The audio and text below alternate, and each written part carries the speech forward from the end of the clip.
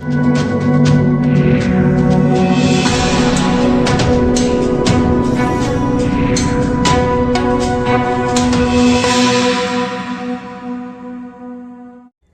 FCI गोदाम के बाहर बैठे ये मजदूर कोई और नहीं बल्कि ये वो मजदूर हैं जब कोरोना काल में देश भर में लॉकडाउन था, लेकिन इन्हीं मजदूरों ने लोगों के घर तक राशन भी पहुंचाया।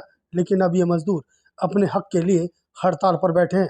जी हाँ, इन मजदूरों का हक मारा जा रहा है, जिसको लेकर 2016 में बनाए गए कानून के तहत इन्हें तय रकम भी नहीं दी जा रही, साथ ही साथ इन्हें वह सुविधा भी नहीं दी जा रही जो सरकार की तरफ से इन्हें देनी चाहिए।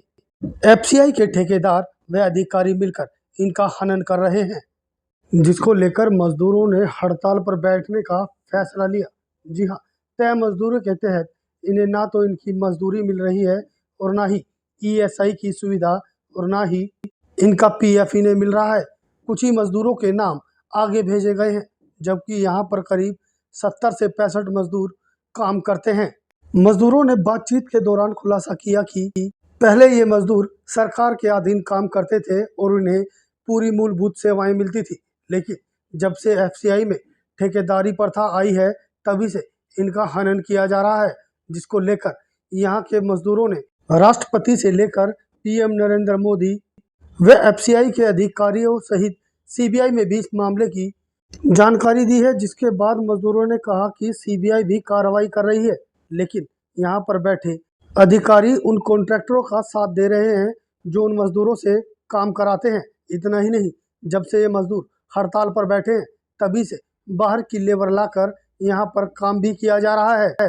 जहाँ एक तरफ केंद्र सरकार मजदूरों के हक की बात करती है, वहीं दूसरी ओर नरेला के एफसीआई के गोदाम में काम करने वाले मजदूरों को उनकी मूलभूत सेवाएं नहीं मिल रही, जिसको लेकर महामहिम सहित तमाम विभागों को भी इसकी जानकारी दी गई है।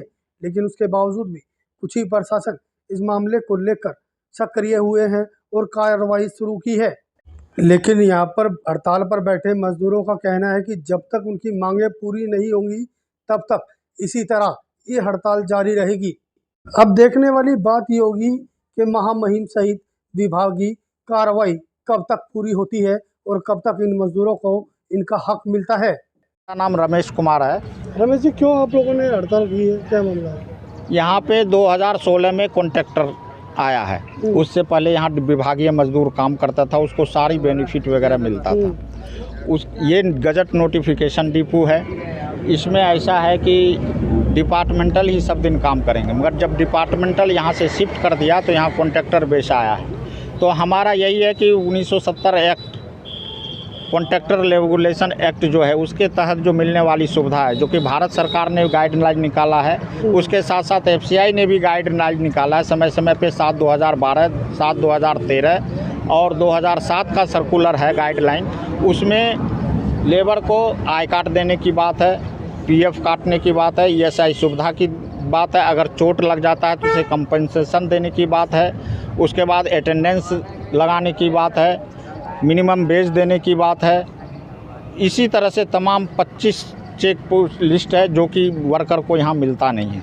यहाँ तक कि जास्ती यहाँ तक होता है कि 171 वर्कर यहाँ काम कर रहा है और यहाँ पे सभी जगह सीसीटीवी कैमरा लगा हुआ है, ऑन रिकॉर्डेड है। गेट पे लेबर की एंट्री नहीं होती, उसकी हाज़िरी नहीं लगती और कॉन्ट्रैक्टर जो है यहाँ बिल फर्जी आदमी का 171, 60, 65 आदमी का इसने बिल बना के देता है, उसी का वो पीएफ काटता है, जिसमें कुल 11 आदमी यहाँ पे जो वर्कर काम कर रहे हैं उसका सिर्फ पीएफ काट रहा है। बाकी वो किस तरह से अवैध तरीके से किसका पीएफ काटता है नहीं काटता है, इसी को लेके हमने समय समय पे पहले कॉन्ट्रैक्टर से ये मांग किया था।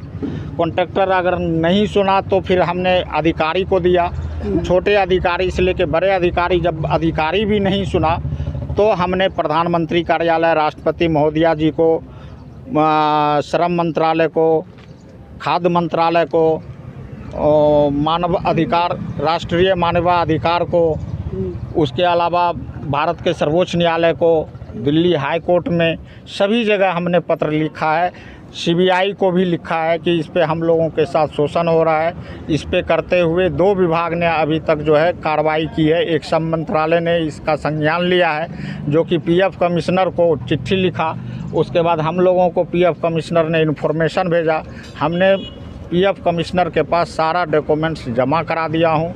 उसके बाद दूसरा सीबीआई ने संज्ञान लिया है, वो एफसीआई के रीजनल ऑफिस में चिट्ठी लिखा था और एफसीआई के रीजनल ऑफिस के सतर्कता विभाग ने मेरे को चिट्ठी दिया है कि आप जो भी साक्ष्य हैं वो साक्ष्य लेके पहुँचें।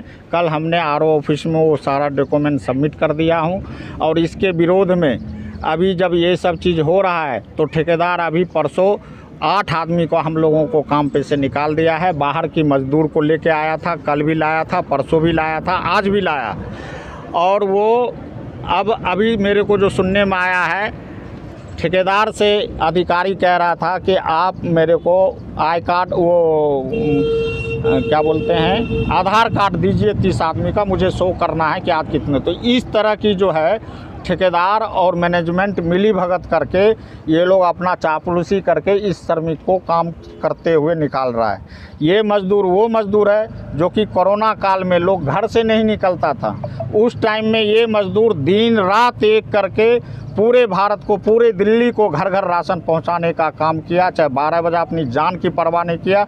ये सारे देशभक्त हैं, कोई चोर उचक्के नहीं है, देशभक्त हैं, देश की सेवा करते हैं। लोग बॉर्डर पे सैनिक हमारे मरते हैं, हमारा श्रमिक यहाँ पे पूरे दिल्ली में अनाज पहुँचाने का काम, चाहे वो सर्दी हो, गर्मी हो, बरसात हो। यहाँ तक कि अभी केंद्र सरकार का एक ऑर्डर आया था धूप होने के वजह से कि 12 बजे से 3 बजे तक आप काम नहीं कराइएगा, उसमें भी यहाँ काम करता है। कोई ओटीए वेज नहीं देता, कोई मिनिमम वेज नहीं देता। यहाँ 2 रुपये 60 पैसे 2 तरह का पीस रेट है। इसने टेंडर फार्म में 8 रुपये 10 रुपये टेंडर भरा हुआ है, जबकि श्रमिक को 2 रुपये 20 पैसे और 2 रुपये 60 पैसे का रेट, 2 तरह का रेट देता है, एक लोडिंग का एक अनलोडिंग का, जो कि हमारे साथ सास्ते है। हम यही कहते हैं कि 171 आदमी काम कर रहे हैं, मुझे मिनिमम वेज दिया जाए, ओटीए दिया जाए और ये सभी वर्कर को काम पे ले लीजिए। रोजी रोटी का सवाल है। चलेगी हड़ताल ये जब तक ठेकेदार मांग नहीं मांगता, हम लोग सारे वर्कर अंदर नहीं जाता। आई कार्ड, पीएफ वगैरह तमाम जो सुविधाएं हैं जो इसने शपथ पत्र में टेंडर फार्म में दिया है, मैं तो वही मांग रहा हूँ। आपने जो टेंडर, ठेकेदार ने, जो कॉन्ट्रैक्टर ने जो टेंडर फार्म में दिया है कि मैं लेबर को ये सब चीज़ दूंगा, मैं वही सुविधा मांग रहा हूँ, उससे ज़्यादा मेरी कुछ मांग नहीं है। और वो दे दें, काम अभी से शुरू हो जाएगा। इतना ही कहना था। मेरा नाम परवीन है जी। जैसा कि आप यहाँ पे देख रहे हैं कि यहाँ पे एफसीआई गोदाम के जो मज़दूर हैं, जो श्रमिक हैं, उन्होंने हड़ताल कर रखी है, या अनिश्चितकालीन हड़ताल इन्होंने करी है। और मैं भी एक दिल्ली असंगठित निर्माण मजदूर यूनियन से हूँ और मज़दूरों के हित के लिए काम करते हैं। यहाँ पे इनके हकों का हनन हो रहा है।